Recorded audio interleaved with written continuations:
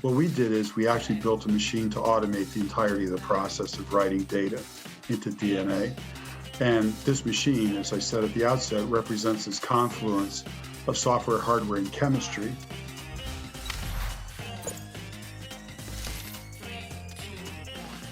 So when you first saw this company, what was your initial impression?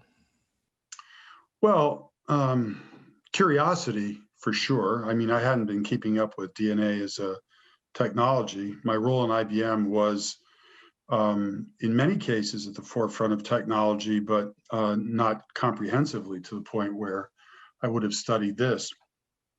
And as I dug more into it, I saw that it really represented a confluence of a number of technologies.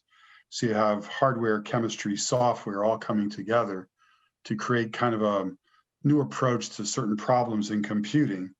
On the surface, people look at it as an accommodation to storing data. So natural, where you talk about encoding data into DNA and so on. But I think the real promise down the road will be how we use DNA for computing in concert with data stored in DNA as well, creating almost a completely unique kind of platform here.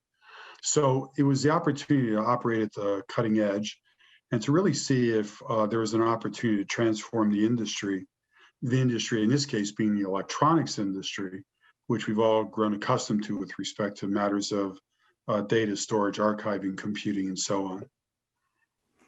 So you're at IBM for how long? 20 years, you said?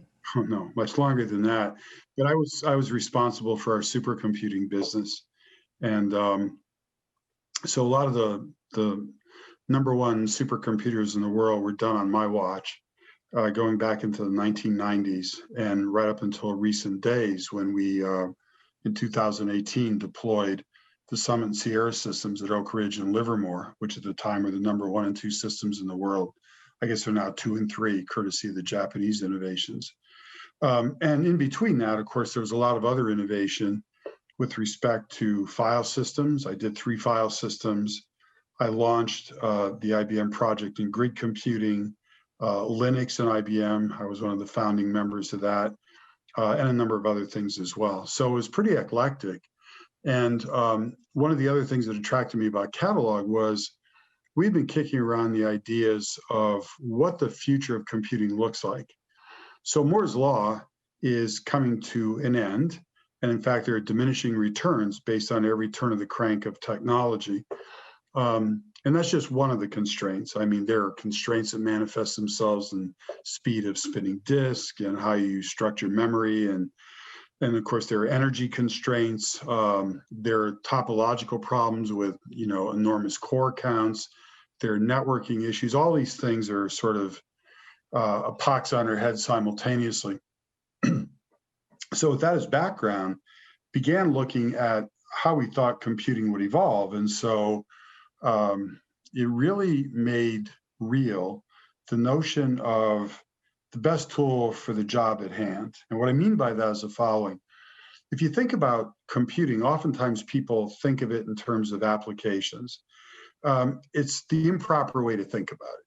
You should really think about it in terms of a workflow and all the component pieces that constitute a workflow. So I'll give you an example in the oil and gas industry, which has been a heavy user for high performance computing for decades.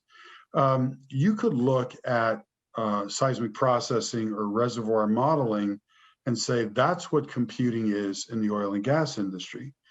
But when you look at seismic processing, you begin to realize that the algorithmic centricity of that statement, whether it's elastic waveform inversion or Kirchhoff methods or reverse time migration, et cetera, turn out to be just a very, very small fraction of the entirety of the computing problem that governs the process of understanding seismic processing. And most of it's really wrapped around data acquisition, factoring data, iterating on it, culling it, curating it. So I did an experiment once some years ago where I looked at a seismic processing workflow with a large oil and gas company, and all the time was being focused on improving the computational element associated with waveform inversion. And I finally calculated using the notorious back of the envelope method that if we were able to solve that problem instantaneously, we would have reduced the total amount of compute time in the seismic processing process by maybe 3%. But if we could figure out a way to sort data faster, we could reduce the amount of computing by 50%. So it's important, therefore, that you define the domain of application here in the sense of the technology that you're deploying in terms of workflows as opposed to computer applications per se. Computer applications are too easy to sort of narrowly constrain your point of view about the problems you're trying to solve. So somebody will come along and say, well, I ran this particular algorithm through NVIDIA GPUs and I got a 20x speed up. Okay, fine. What did that mean to the overall execution of the workflow? Oh, 0.5%. So we need to be comprehensive in our understanding of what's going on here. And I thought that as we were looking at the encoding problem of data into DNA, we began to see opportunities to deploy certain kinds of computing models against this data as well, giving the possibility of looking at hybrid kinds of systems deployed in the marketplace. You preserve von Neumann systems. It's what you do payroll on. It's what you do a lot of different things on. You carve out a little niche for maybe the application of quantum. You do certain maybe exotic things with AI-based systems. And then there are these biological systems, of which DNA is one, or biologically inspired systems. Neuromorphic computing is an example of that. And you put all these things into your bag of tricks and you allocate and deploy them as necessary in the context of the problem at hand. And that's the way we think about it at Catalog. It's not a displacement of a particular style of computing. It's an adjunct, it's an amplification, it's an improvement over certain domains where we can provide some unique value. What did you say, neuromorphic computing? What is that? It's just sort of a design of computing that's inspired by brain function, for example. So you might look at the way circuits operate in the brain, and you might take lessons from that and encode that in silicon and create a neuromorphic chip, which would apply certain neurological principles, if you will, to do computing. And a number of companies have played with that, IBM for sure, other companies as well, for some number of years. And it's just another tool in the bag of tricks, or the tool bag that you have. So so when we think about the future of computing, it's this theme of amalgamation of approaches that need to be brought to bear to work on problems at hand. So that not only do I focus on optimizing my seismic processing problem from an algorithmic perspective, but I work on all the data issues, which turn out to be substantially more important than the algorithmic piece, and all points in between. And I think that's the mindset we have at Catalog, is to be expansive in our consideration of what these workflows look like, and then understand where our technology might play a role. And would neuromorphic computing extend to software? Like if you, I believe graph databases, if you've ever seen a visualization of those, I believe they were inspired by like how the brain stores information with neurons and synapses. Well, yeah, and in fact, it turns out that the way we encode data in Catalog is actually using a graph theoretic construct. So our encoding of data effectively builds a graph. So when we say, as we say, that we can encode a terabit of data a day, what it means is we've created a graph that at the terminus of every branch through the graph, there's a representation of a bit of data, which sum up to a terabit of data, where every one of those pathways through the graph is actually represented by a concatenation of small DNA pieces, which in turn give rise to a longer piece of DNA. And all these long pieces of DNA that represent an entire branch through the graph are unique from each other. So they give a unique representation of an address in a bit stream of a terabit of data. So the DNA molecule that represents bit 1 is completely different from the molecule that represents bit 10,025,000, which in turn is completely different from the one that represents I don't know, the 350 gigabit bit of data. So it's these graph concepts that have kind of informed the way we concatenate DNA molecules to represent data with DNA. Can you actually encode a terabyte of data per day currently? Terabit of data. A terabit. Yeah. So let me explain. So everybody who works in the domain of encoding data into DNA make claims. What we did was, and by the way, these claims are based on paper and pencil calculations, wet lab chemistry, bench chemistry, things like that, and then extrapolations from that to what would be possible. What we did is we actually built a machine to automate the entirety of the process of writing data into DNA. And this machine, as I said at the outset, represents this confluence of software, hardware, and chemistry embodied in a physical device that will deploy pieces of DNA that are pre-designed by us. Think of them as Lego building blocks, where each building block is the same length, but each one has a different color. And we've got lots of different colors in play. And so when you think about going back to this graph theoretic concept, every segment of the graph is a piece of Lego with a unique color, and then that branches off to two more things.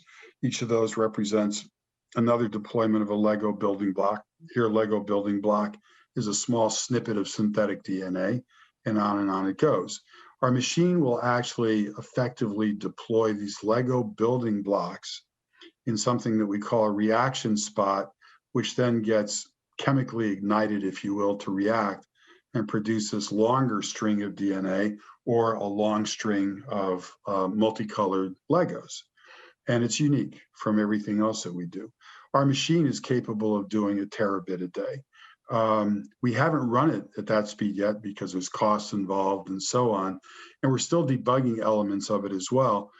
But the simple fact that we have a physical device lets us gain insight into a myriad of different kinds of issues that if you're constrained to working out these issues in bench chemistry, you'll never witness. How reliable is the data? How fast does the media pass through the machine that can capture the data that you're encoding? How error prone is it? All these kinds of things are informed by the fact that we have a physical device. And we've written things like the contents of Wikipedia, which is about 14 gigabytes.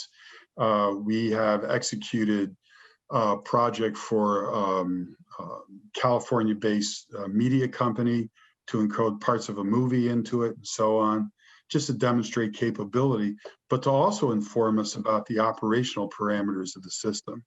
So yeah, we can do these things, but more importantly, our experience has told us how we would modify the system to actually take it up to a much, much greater rate of data encoding than what the current design provides. So we think we can get to probably 10,000 times greater speed than what we have today by having sort of understood what the limitations are, what the issues are with trying to achieve those levels of speed. It's not just chemistry, there's engineering, there's software, and there's hardware design as well. And all those things are part of what we've done. A video of that, by the way, is on our website if people want to look at it as well. And you can see it's amazing. It's amazing. Yeah, you actually watch the machine print the DNA, right? And they explain the Lego blocks a little bit in there, and yeah, they're really great videos. Like I saw one, and they take like a trip to, I think they took a trip to Europe because they had a team in two locations, and then they were doing stuff. And I think that was the video about them encoding Wikipedia. Right. It was a good video. Yeah. Yeah. I have a question. You gave me like 1,000 questions. Okay. Cause I'm just curious. I'm curious. So please bear with me. I'm like a kid in the candy shop right now. Okay. So we talk a lot about encoding. We talked a lot, or you just said something, we hope to achieve, 10,000 times faster, but earlier you said something along the lines of Moore's law. Like a lot of people understand Moore's law, right? That the computing speed doubles but you said it was kind of coming to an end, like hitting some constraints, right? But then like new technologies are emerging. Do you think enough new technology will just spark out of the ethos and come in to keep Moore's law going, or do you think Moore's law is like done? Well, I think we should constrain Moore's law to the domain from which it emanated, which is this notion, if you will, of circuit density and how that improves over the course of time. And Okay. so to lay people, the characterization of Moore's law has been by virtue of declarations of technology generations. You're at 14 nanometers, you're at 12 nanometers, you're at 7 nanometers. Guess what, everybody? There's no such thing as 0 nanometer technology. It has to come to an end. And one of the things that we're seeing when I talk about slowdown is the effort required, including the money required to get to the next level of technology, is growing up quite dramatically. And the benefits that accrue as a result of where we are now in 10, 7 nanometer range, what have you, are beginning to get marginalized. So the big speed ups that you saw maybe 15 or 20 years ago, when people were operating at 45 nanometers or something like that, and made a jump down, they're not seen anymore. A new generation of technology now may net you 6, 7, 8% in terms of performance. But even that you take with a grain of salt, because that doesn't address effective performance. So it typically talks to max a synthetic benchmark that gives you some characterization of speed that you're meant to think as sort of universal, but which is in fact not universal. So there are a lot of applications that see very, very small improvements. The industry has known about this impending doom scenario, if you will, for at least 20 years. And so that's why you'll note that I think I could be plus or minus off by a year, around 2000 or 2001 was the last commercial you saw on TV, PC commercial, where somebody said, buy a new PC because it's now running at X gigahertz, and that's intrinsically good. The trend at that time was, well, boy, by the time we get to 2020, the gigahertz will be so great, you're going to need a nuclear power plant to, power and cool your PC, which of course was never going to happen. So you have sort of this reductio absurdum argument that was there in front of everybody. So post that era of singular fixation on gigahertz, if you will, the industry moved en masse to multi-coreism. So now it wasn't about how fast a single processor went, it was about how many cores were on a chip. We've got 2 cores, we got 4 cores, we got 8 cores. And now, lay people have equated more cores to being intrinsically better than fewer cores. And the problem, of course, is that as you do more and more cores, you have this sort of topological problem of how you put them all together to feed them with data. And so just as in the early part of the 2000s, people speculated about the fact that in 20 years, you would need a nuclear power plant to cool a PC. Now the issue is, well, how do I design a network inside of a chip to connect, 10,000 cores, something like that? It's just absurd. But these are the kinds of band-aids that come along. And I say band-aids with great respect for band-aids. Not everything comes along and solves a problem forever. You make these incremental improvements through time. And listen, if you get 10, 15, 20 years out of an idea, that's pretty good. Because by then new ideas will come along and you get another 10 or 15 or 20 years. So things are operating now in a domain of progressively more problematic constraints, which is a wonderful circumstance.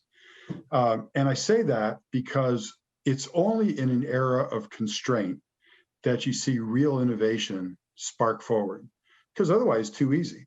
Think about this. In the early days of PCs, you had maybe 64 kilobytes of memory on your system. And people thought, wow, that's a lot. And then it turned out producing more memory got to be pretty cheap, pretty much commodity-like. So you went to megabytes of memory and you went to gigabytes of memory. And you didn't have to think very hard about it. Just put more memory in the system. Gave rise to a generation of pretty sloppy programming, because probably the best programmers in the world were the people who came to maturity in the 50s and early 60s, where everything was hyper constrained. And as a result, their programming skills made up the problematic elements of that. When you start just throwing around, huge megabytes or gigabytes of memory, you could be sloppy in your programming because, well, memory was cheap. So now when you think about Moore's law and the constraints on that, the manifestation of constraint, the marginal improvements that you see through time, despite the ever increasing costs to get there, will spark new ideas. They'll come, and by the way, there's one evolving in front of our eyes right now. The idea of accelerators is an idea that was around since the beginning of time in computing, and it never really grabbed hold, whether it was FPGAs or DSPs or whatever idea came forth, or specialized custom design accelerators. They never gained traction because by the time it took to get them commercialized, Moore's law improved so much that the advantage provided by an accelerator didn't matter, right? Be much more efficient to simply go after conventional microprocessor design. Well, what's happened in the last 5 years is that the onset of a decline of benefit from Moore's law has sparked huge interest in accelerators, sparking huge growth in NVIDIA, in AMD, and perhaps others along the way. The RISC-V community, for example, is beginning to come of age, if you will, and probably through this dimension of acceleration. So that's a manifestation of innovation in response to the constraints that everybody sees with Moore's law. There will be more like that as well. Thanks for clearing that up. I didn't realize that it was just constrained to that one specific. So many people, I'm sure at one time I did when I read it, because at some point I looked it up on Wikipedia, but the way marketing works and conferences and everything, the lines always get so blurred. But I was curious. So a couple of weeks ago, I was talking with Thomas Hazel, and he is the founder of this company called Chaos Search. And we were having this conversation about like data and compression and what he had done. And he's like very intelligent as an engineer, but they had made, I believe it was a compression algorithm that took data, made it smaller, but then kept the ability to search on top of it. And when they were looking for how to apply it into the marketplace, what they found was companies were spending enormous amounts of money on storing log data to then have, they would store it in their S3, and then an analytics tool would plug into their S3 and read off of it. And so companies are spending millions of dollars a year because it needed all that raw data, but they were able to compress the data, then store it in S3, which just became a business model of cost savings, they're on their log data. And so that company is called Chaos Search. I thought it was fascinating. But then as you're talking and you're discussing about how you're, building this DNA storage concept, I'm curious, you've got this awesome technology, just like Chaos Search has had their awesome innovation and technology, but where's the market ready place that you're plugging it in? Well, so this is a deep question in the sense that any innovation is subject to certain fundamental barriers to acceptance. One is the natural human inclination to simply go along with the way we've always done things, right? And it's a very natural human kind of response because, listen, if you spent 20 years, 30 years, whatever the length of time is, honing your craft on a particular technology, building your career around it, and then suddenly somebody comes along and says, all that stuff you knew about electronics and physics, it's all going to be supplanted biology, which you know nothing about, and you're going to have to start over from scratch because the ideas don't apply directly. That's a huge threat, right? And so one of the problems any innovative company has to deal with is how to produce technology in a way that's not scary. And by not scary, I mean something that somebody who is really dramatically vested in the state of the art, the way it exists before the innovation, can look at it and say, yes, I can work with it, I can use it, and it won't threaten me from a career perspective or what have you. This is not an insignificant issue. And one has to think about this very carefully from a human perspective to find ways to overcome the intrinsic reluctance of people to embrace new technologies that are out of their domain of understanding, if you will. So that's point number one. Point number two when we look at customers, we have to be very careful in terms of not being glib about how we define markets. And what I mean by that is the following. It's easy for somebody to come along and say, well, the market for high performance computing is this, or the market for electric cars is this, or the market for bananas is this, whatever the case might be. But it turns out the more you dig down into that sort of amorphous categorization of market, you find out markets are capable of being subsetted quite dramatically. So let's go back to the oil and gas industry for a moment. I won't even begin to guess how many oil and gas companies there are in the world. But there is one thing that's true. There are leaders and there are followers in that industry based on capability, attitude towards risk, financial strength, et cetera, et cetera. So if you look at ExxonMobil or British Petroleum or one of these major vertical integrated companies, their attitude towards technology is going to be a lot different than some small national company that doesn't have nearly the same amount of resources, right? And these companies are highly sophisticated, the ones I mentioned, and there are others like them as well. I don't mean to exclude anybody, but we're not going to talk about every company in every industry. They have deep skills. They have knowledge. They understand risk. They have the wherewithal to look at emerging technologies, which they do all the time. As a person who's been in the computing industry for a long time, it was a rare case where I went into a company like that and surprised somebody with a new technology. They had already been thinking about it, looking at it, and so on. So you have to divide markets into those that are willing to take risk. A couple of examples like that, because they have the wherewithal to accept risk, and those that are not. So focus on leaders and not followers. And then even within those categories, you can auger down more deeply into where they are in their current planning, other constraints that might apply. There might be, for example, political constraints that affect some of the national companies. There might just be behavioral issues that come along. So the question of where we would deploy our technology is actually an exercise in augering deeply into nominal markets where you think it might apply and deriving a refined perspective of requirements that get progressively closer and closer to our ability to accommodate those requirements. So I would not say to you, for example, that the prospect of encoding in DNA is something that will eliminate the tape industry. That will never happen. People are used to it. It's good technology. It's dense. It's got a lot of interesting prospects. But there are companies we're working with now, commercial enterprises in which we've engaged in collaborative efforts that are looking beyond tape, not as a displacement, but as an augmentation to their tape infrastructure. Just like people look at quantum, not as a displacement for von Neumann architectures, but as an augmentation to it. Or they look at AI, not as a displacement for everything you do in software, but as an augmentation to it. So it's this idea of where you can take our technology, augment existing approaches, and provide a client with enhanced benefit.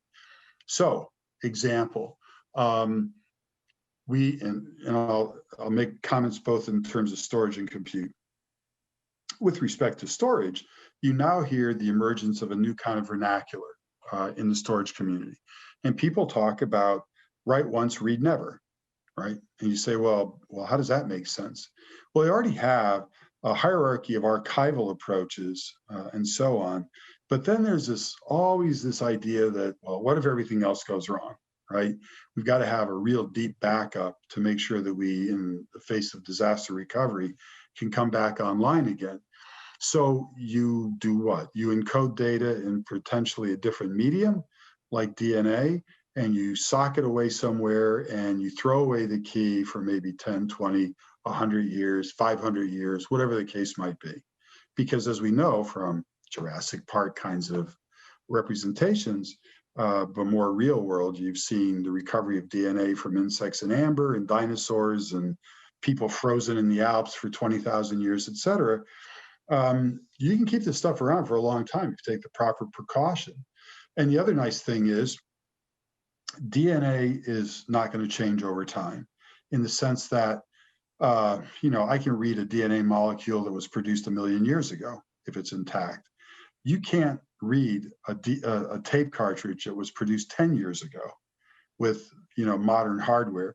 You might be missing device drivers, operating system support, this and that. You might have the cartridge, the media may not have decayed, but your chance of reading it is close to zero.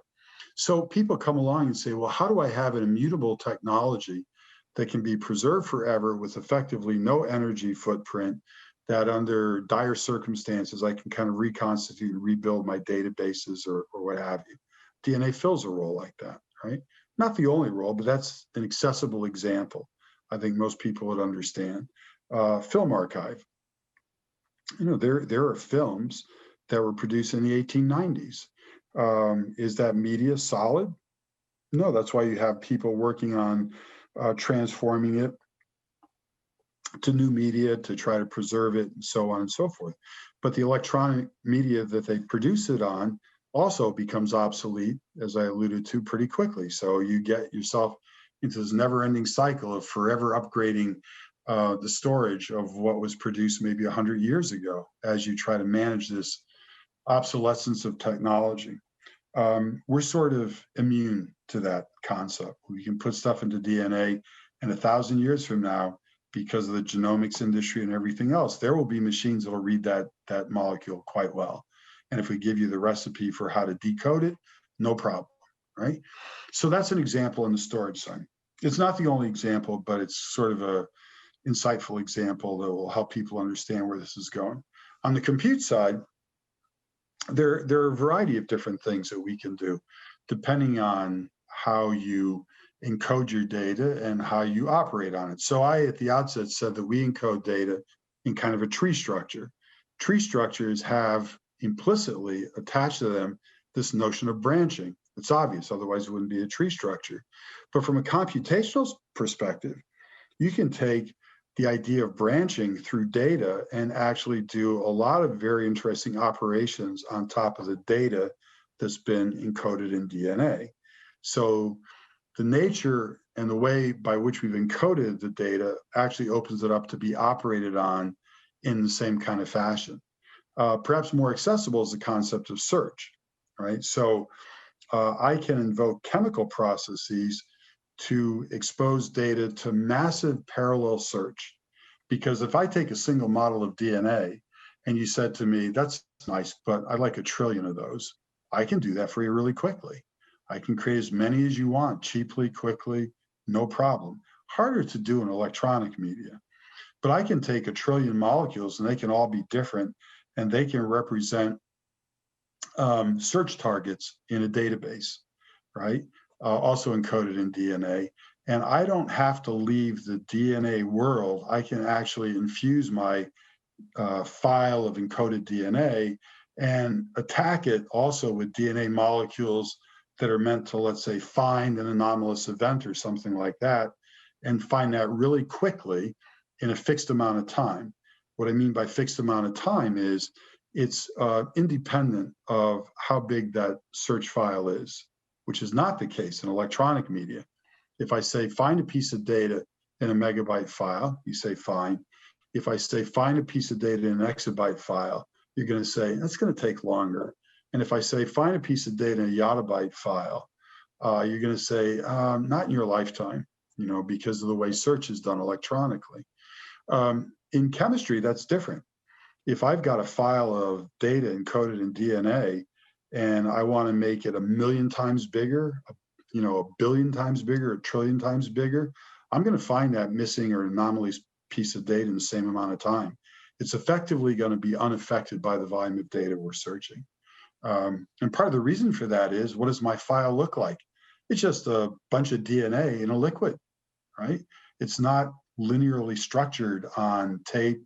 It's not structured in some, let's say, more complicated way in NVMe or something like that. I don't have to search a physical device. I just need to find, a molecule in a pool of molecules. And there are a lot of ways I can do that in a fixed amount of time. You're blowing my mind right now, David. All I can think about as you're talking is that we're giant computers, like as people, right? Because Yeah. the chemicals in our body, the way they work, it's like a bunch of autonomous processes that are just firing off. If you get attacked by a virus, you don't consciously respond. Your body's system responds and it instantly finds all the virus and attached to it, and then edits code, and your body can then look for and defend that virus in the future. And I had talked to, I think her name was Darlene. She was this awesome CTO at a large company that did organic biotech type stuff. And she was telling me, I asked her this question. I was like, when will we have wings? And she's like, we're a publicly traded company. Because I was wondering when we're going to have wings. Because the way that they were describing the advancements in technology, it's not sexy, it's not popular, it's not in the magazines or on the TVs. But she was describing like the revolution happening in biological computing and the things that they're able to build and manipulate and understand, both through modeling it and then physically interacting with it, is like the computing revolution was. It's the next thing. Yeah. There's a tremendous universe of possibilities here.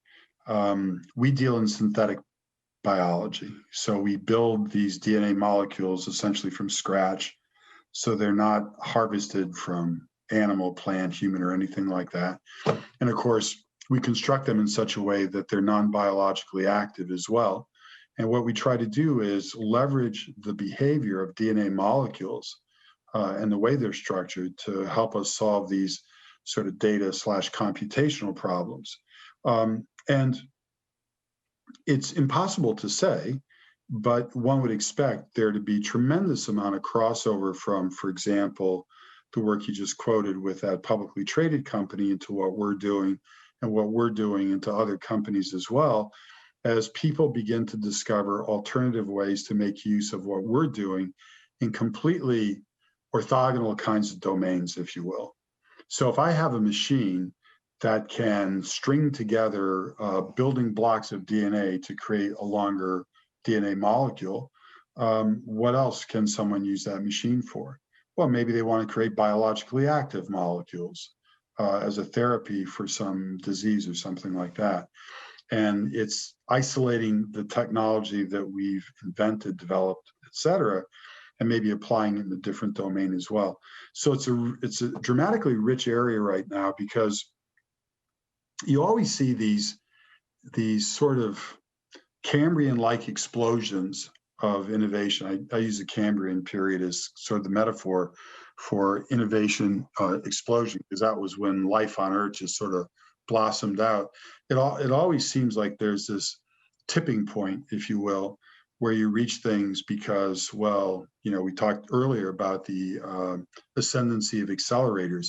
A tipping point was reached with respect to the benefits that would accrue from the deployment of accelerators versus the singular reliance on Moore's law, and suddenly a whole new world opened up. That kind of stuff is happening in molecular biology now. Things are getting cheaper, things are getting smaller, things are getting faster. Our chemistry operates at the picoliter scale, right? Nanoscale, 1 billionth. Picoscale, that's 10 to the minus 9. Pico is 10 to the minus 12. So that's 1,000 times smaller than what people talk about when they talk about nanotechnology. And then there's this talk about getting to femto level chemistry, which is 10 to the minus 15. So 1 million times smaller than nanotechnology are the domains that the biological industry is working towards, right? Because there's a tremendous advantage in just about anything you do in technology with making things smaller. Cost, obviously, speed, yeah. And then there's sometimes new properties that emerge when you go that small. I would also say one other thing, and I made this comment about technologies sort of migrating through orthogonal or adjacent spaces. There's another kind of migration as well, and that is this coalescence of technology from different spaces into a new thing completely. So why not contemplate the merging of electronics with biology in a single device? And it's an area that we're focused on now. Frankly, we're looking at the application of microfluidics, and putting everything on a chip.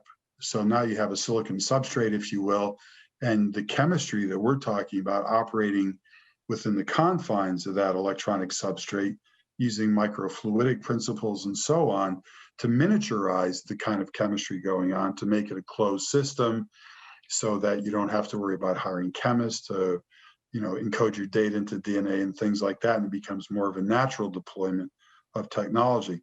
I would expect this to be a growing trend in the computing industry over the next decade, 2 decades, et cetera, where you'll see these pockets of innovation pop up, whether it's neuromorphic or quantum or biological or whatever.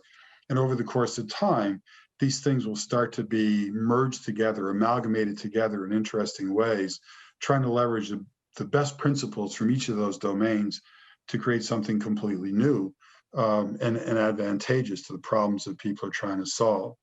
So yeah, there's a really rich atmosphere percolating through the industry right now that's generating just this amazing set of ideas that, you just look around and say, I wonder how I could leverage that. And that's exactly where we want to be. So we've reached a tipping point with some technologies. We've seen the manifestation of constraints in other technologies. And all these things conspire to really percolate and give rise to a tremendous acceleration of innovation. And I think that's what we'll see. Yeah, I was talking with Robert Suter, who is quantum computing at IBM, I believe. Jake could correct me. Yeah. So he had helped correct me and give me some understanding of the quantum space. One thing that he shared with me was I went into it with my programming history, right, as a software developer. And I was like, when am I going to be able to do this? But, running on a quantum workload. And he explained to me that these computers are useful for certain problems and then problems that don't even exist today. But one of the areas I saw emerging in my own research was its use in biology. Its potential use in biology because of the models, the ability to create more rich, complex models. And it kind of seems like quantum computing would be useful in the biology world. And you were just describing how these technologies would emerge and then they would all kind of come together. But I feel like it's something that we can't see, but they're closely related. Well, the application of quantum in the biological world, and maybe better said, the chemical world, because at its core, all biology is kind of chemistry. It's a collection of isolated application domains in that area. And the way to think about it is people have been using computing on chemistry problems for a long, long time. But there's some problems where the conventional application of von Neumann approaches simply don't give you good results at all. And people have calculated that a quantum approach would be much, much better. It echoes again what I said earlier about the right tool for the right problem. So you don't want to just categorically say, well, we're going to apply quantum to all problems in chemistry. That makes no sense. So we have to look at these application domains and really refine them quite carefully. It's just like in the DNA examples I gave about search. Well, we're not going to displace Google overnight with respect to search, but there are categories of problems within the search domain, discovery of anomalies for fraud, discovery of rare events in maybe astronomy or high energy physics, something like that, where you're not attacking that problem with Google kinds of approaches, but something like the chemistry embodied in DNA would be appropriate to do something like that. So not only do we have to refine markets very precisely, but even within those markets, we have to look at the application domains and really pick the right ones for the tools that we have available to us. Now, if I wanted to take a picture, right, like took a selfie of us right now or something, we take that picture, we put it into that robotic arm machine that I saw in the video. It encodes it into this DNA, which if I remember correctly, kind of looked like a white powder, or at least that was the visualization, and like a Mhm. little tube. Yeah, Okay, so now we have it there. And I know there's already machines to decode the data, because I remember in high school there was this big push to like encode the human genome right. and decode it or whatever. So I know that there's machines to decode it to some degree. But what is it like? It's an algorithm. So if I have the key, I can decode it and then get my data back. Like, can you walk me through I have a picture, I have a piece of data, I'm put it into it, and how do I get it back out? Right. So there are gene sequencers that have been inspired by the human genome effort and biology since then, of course, from companies like Illumina, Oxford Nanopore. There are a few others as well. We actually partnered with Oxford Nanopore to decode these DNA molecules. And what it does is it'll examine the molecule that you presented, and it will give you a readout of what the base pairs are, et cetera, that constitute the makeup of that molecule. And then using algorithms embedded in software, it'll convert that under the schemes that we've provided back into the stream of zeros and ones that characterize the input that we provided. Um, those machines work in different ways, different companies, different technologies. Um, and, um and they put an emphasis on accuracy, but not so much on speed. So one of the obstacles that we have to work on in our industry, of course, is to get those machines to run a lot faster. In other words, we can write data a lot faster than we can read it. Now, that's not a problem in the example I gave about write once, read never, because if you're trying to reread that data that you encoded into DNA, circumstances happen where you're going to be patient and you're going to be careful about reading that data back out. But we like to see innovations occur in that part of the market that would push speed along as well. And I think as more and more companies embrace this notion of using DNA as a data storage mechanism, you'll see those companies, i.e. the companies that produce these reading devices, put a lot more emphasis in trying to make them go faster, et cetera. So it's a reversal of the process that we provided. It takes an input from in this case, the desiccated DNA molecules that you refer to as a white powder.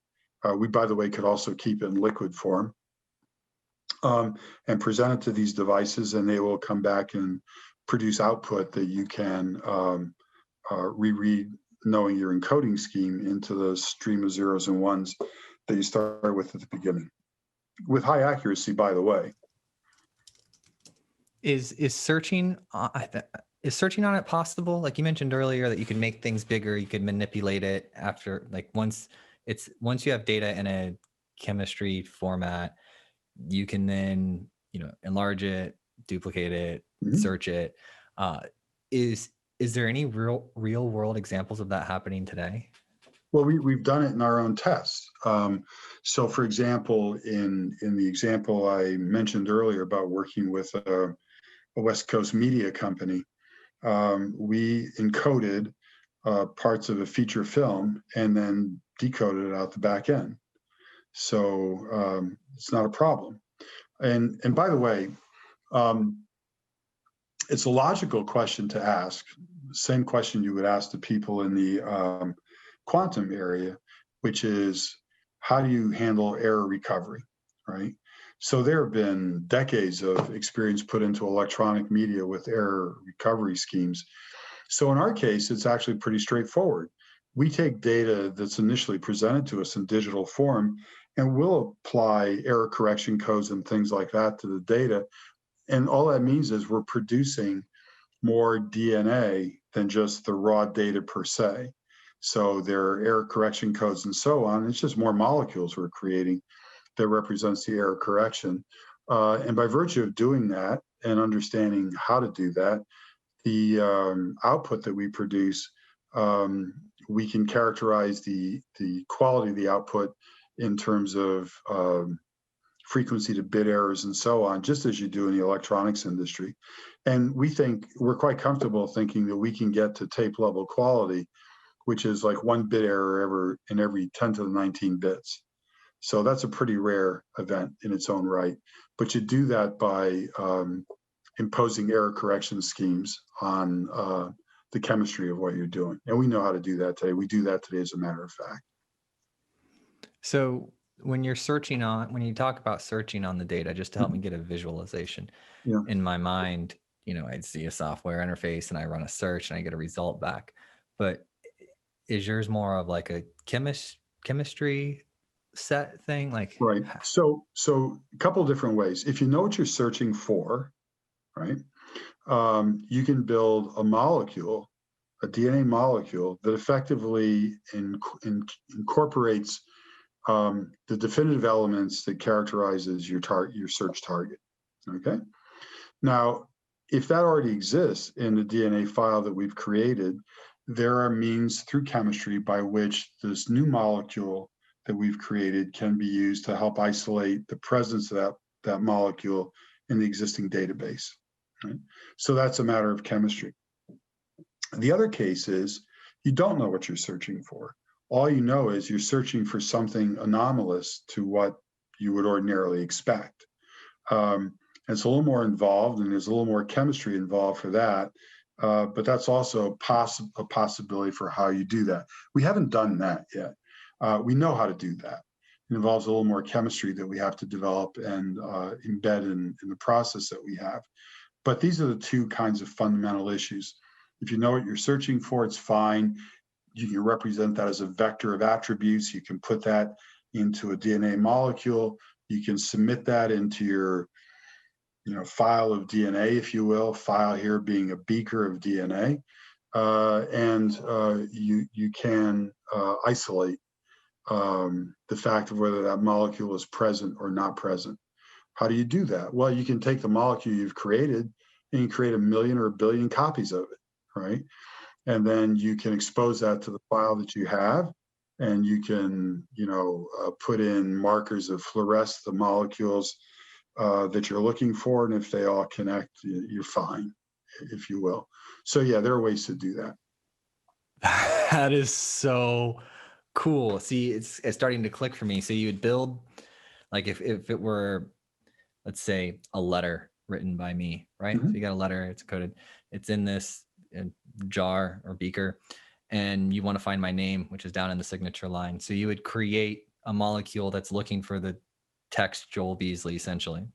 And then you would just amplify that, like clone it out a lot, and then put it into the data source, like that beaker, and you would have some detection, and then you would see the glow, and you're like, there's the glow, right? That's where Joel is inside of this. And there may even be multiple Joels, because you say you make more data than you need sometimes, right? So it could be glowing in multiple spots. That's so interesting. That is fascinating. And then so like, so all of this is happening in the lab. So you're proving like these like first principles on it, like really low level stuff, because later it'll get to the point where you have like a computer controlling interface system that will then go run that process in somewhere, right? Yeah, automation is quite critical.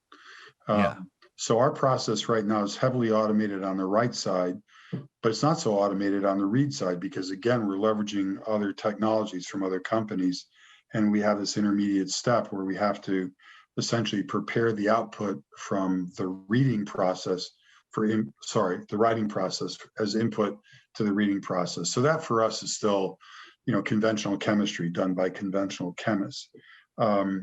But everything we do here is a target for automation, miniaturization, acceleration, all those things. See, when you have, the way I think about it is the following way. When you look at the emergence of innovation, and let's take data science as an example. And, let's think about data science over the last 5 to 10 years. As people grew comfortable with the idea of data science, what they discovered was that the cost of actually employing a data scientist had gotten quite far out of hand, because there are so few people trained that way. And the problem had a second dimension, which was those trained people pretty much congregated in urban areas. So if you're in New York or London or Paris or Moscow or wherever, you're okay. You could find somebody trained that way. But if you happen to be in, I don't know, a small town in Ecuador, or better yet, a small town in maybe Kansas, and you wanted to do something like this, well, you had no resource to call on. People weren't there, the training wasn't there, et cetera. And I think when there is a geographic dislocation of skill concentration, it begs for automation. And so what you've seen over the course of time is a lot of these things that were at the beginning very bespoke from a data science perspective are progressively becoming more and more automated. And that's a way to kind of diffuse the capabilities, the ideas, and so on embodied in data science to as much of the population as possible.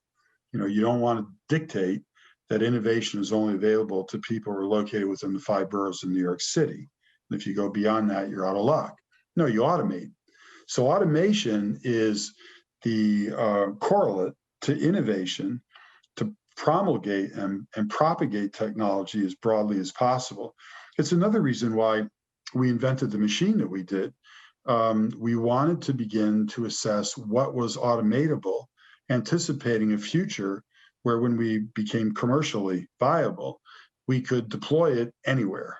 It wasn't, oh, geez, we'd love to do business with you, but you're not in LA, you're out of luck, right? No, we don't care. You're in Chula Vista, California, no problem. Or you're in Bend, Oregon, or someplace like that, no problem. So automation is a critical adjunct to the whole idea of innovation. And it's something that the composition of staff at Catalog embraces, because we've got expertise in all disciplines: data science, chemistry, biology, engineering, computer science, all under one roof. It's a small set of people, but we're fairly eclectic in our backgrounds. And we can bring that all together. And it's this diversity of point of view from domain-specific expertise that also is another critical ingredient to stimulate innovation, right? So we talked about constraint. We talked about tipping points of technologies when they would become viable. But I think it's also the creation of a corporate enterprise that has sufficient diversity of thought, measured in terms of diversity of background and expertise, that really becomes a catalyst to take advantage of those other phenomenon and figure a way that's novel in the context of the constraints or other impediments that are in place. So we go out of our way to really look at diversity of people and also capacity to grow intellectually. Because what you know today, and the reason why we hire you today, may not be immediately useful to us, but maybe 2 years down the road it will be.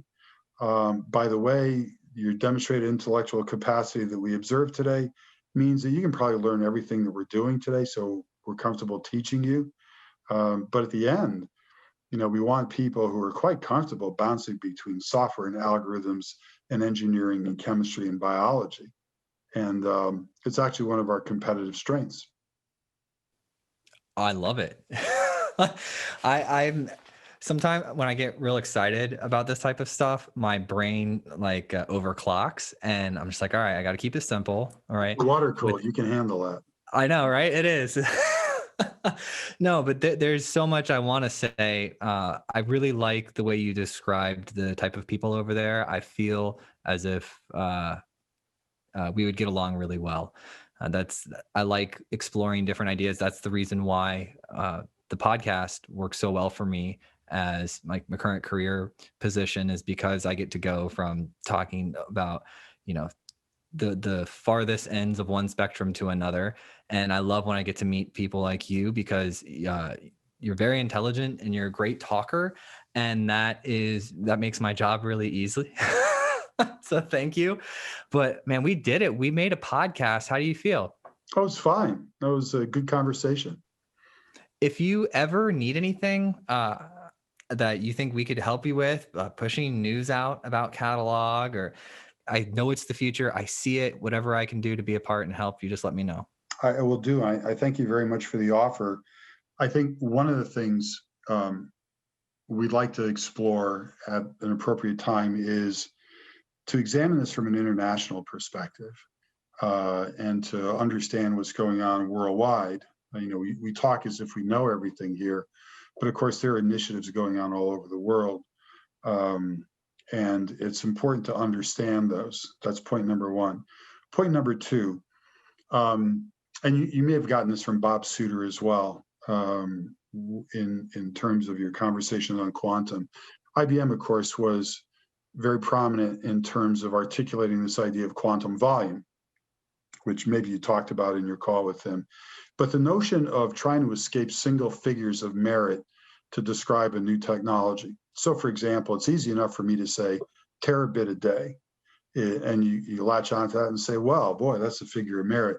Or in the quantum space, it would be, how many qubits do you have? And those single figures of merit lack nuance, and they can become very dangerous.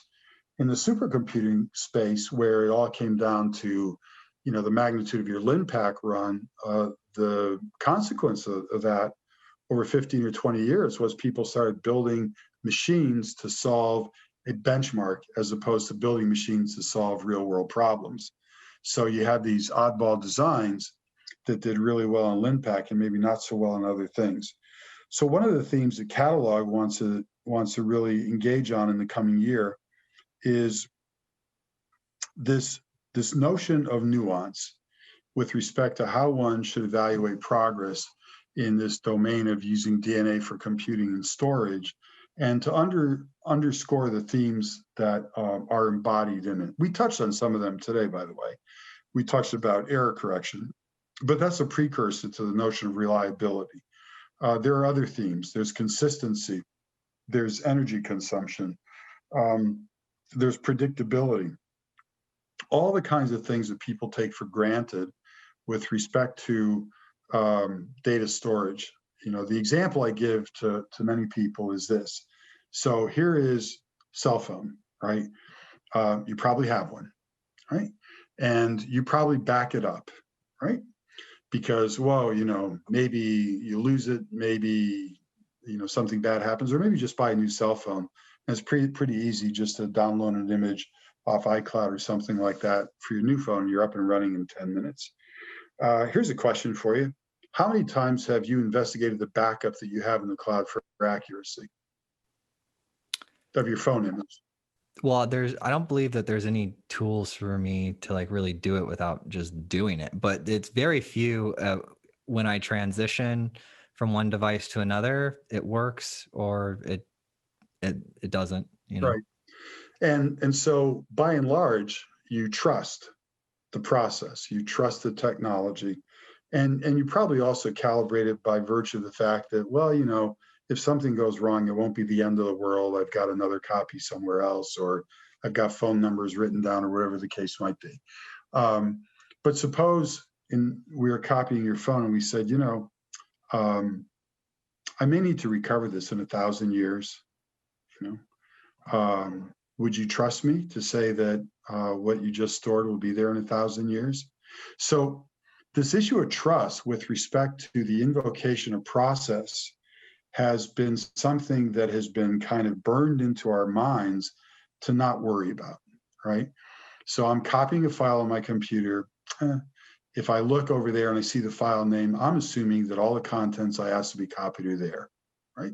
See the file name. Probably not even running a checksum against it or something like that.